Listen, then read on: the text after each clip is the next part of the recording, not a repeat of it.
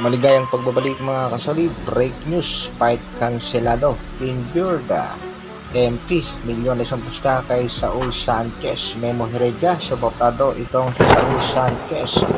Tila pinagtutulong-tulungan nila ang ating pambatong si Angas ng Pinas para matalo sa laban na ngayong October 13.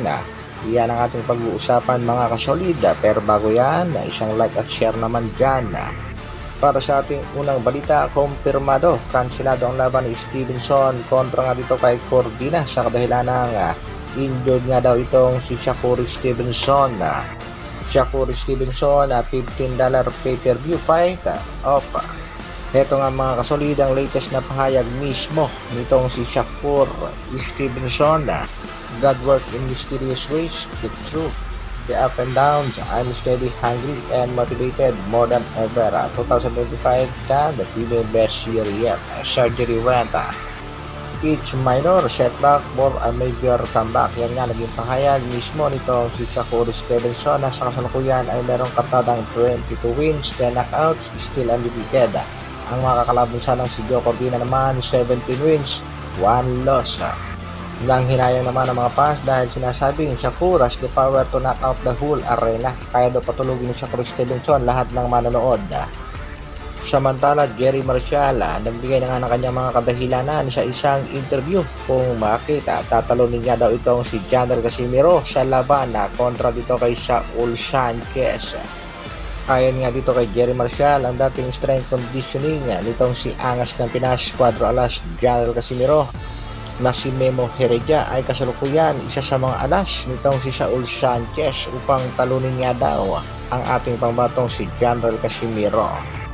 Tiwalang-tiwala nga itong si Marshall na matatalo ang Angas ng Pinas, kaya naman na todo pusta at talpak nga itong si Marshall kay Saul Sanchez.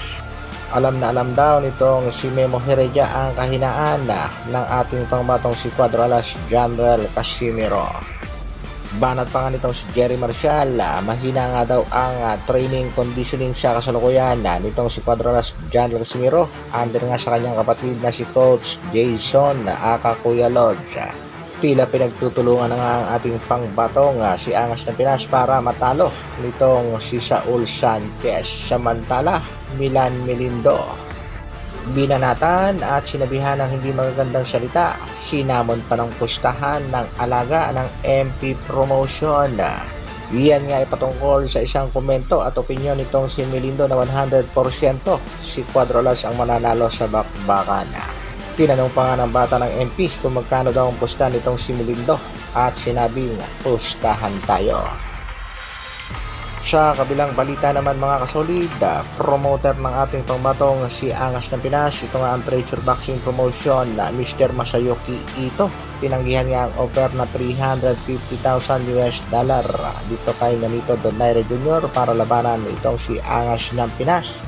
Pero ang nakapagtataka dyan, kumalat naman ang balita nga ang offer lang nitong sina Oya Inoue dito kay Nonito Donaire Jr. ay $125,000 para sa kanilang naging rematch na kung saan knockout ang inabot nitong si The Filipino Flash. Marami tuloy ang nagsasabing boxing fans na tila ginagana nga daw itong si Nonito Donaire Jr. na labanan itong si Cuadro Alas General Casimiro dahil siguro sa sunod-sunod niyang pagkatalo sa bakbakan. Pero bago na natin yan pag-usapan mga kasolid, ang importante ang nalalapit na laban nitong si Cuadro Alas General Casimiro kontra dito kay Saul Sanchez. Kaya mga kasolid, talpa ka na. Hanggang dito na lang muna mga kasolid. Maraming salamat sa patuloy na pagsuporta at panonood. Isang like naman dyan, at sa mga bago, pa-share at subscribe ng ating video. Mabuhay, Dr. Alvin Vlogs.